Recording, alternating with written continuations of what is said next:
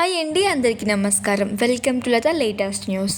ఈరోజు మన వీడియో తెలుసుకోబోయేది ఏంటంటే, ఆంధ్ర రైతులకు వచ్చేది శుభవార్త వచ్చిందండి. అన్నదాత సుఖీభవ రెండో విడత 5,000 విడుదల చేస్తున్నారు. కౌలు రైతులకైతే 10,000 ప్రత్యేక కానుక విడుదల చేస్తున్నారండి. వివరాలకు వెళ్లే ముందు వీడియోని మొదటిసారి చూస్తున్న వాళ్ళు ఒక చిన్న లైక్ చేసి సబ్స్క్రైబ్ చేసుకోండి. ఇక వివరాల్లోకి వెళ్ళినట్లయితే, రాష్ట్రంలోని అన్నదాతలకు దీపావళి పండుగ సందర్భంగా ముఖ్యమంత్రి ఒక పెద్ద కానుక ప్రకటించారండి. అన్నదాత సుఖీభవ రెండో విడత నిధులను అక్టోబర్ 18న 2025 రైతులకు ఖాతాల్లో జమ చేయాలని ప్రభుత్వం అయితే నిర్ణయించిందండి. ఈ పథకం కింద రాష్ట్రం ప్రభుత్వం ఇచ్చే 5,000తో పాటు కేంద్ర ప్రభుత్వం ఇచ్చే పీఎం కిసాన్ 2,000 కలిపి అర్హులైన ప్రతి రైతుల కుటుంబానికి 7,000 ఆర్థిక సహాయం అందుతుందండి.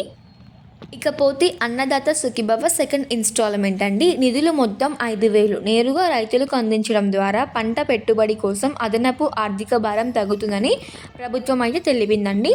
ఆగస్టులో మొదలైన విడుదల నిధులు అందుకున్న రైతులందరికీ ఈ రెండవ విడత కూడా వర్తిస్తుందంటండి.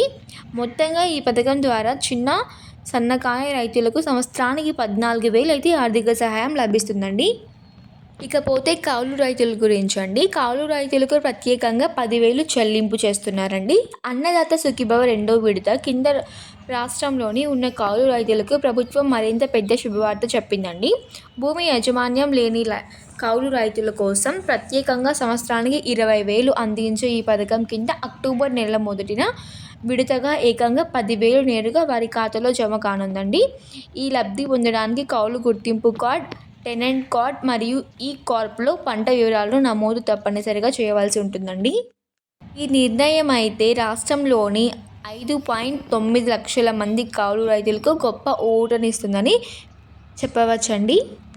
అన్నదాత సుఖీభవ సెకండ్ ఇన్స్టాల్మెంట్లో నిధులు పొందడానికి రైతులకు ఆంధ్రప్రదేశ్ రాష్ట్రానికి చెందిన వారై ఉండాలండి. చిన్న సన్నకారు రైతులు 5 ఎకరాలలోపు భూమి ఉండాలండి.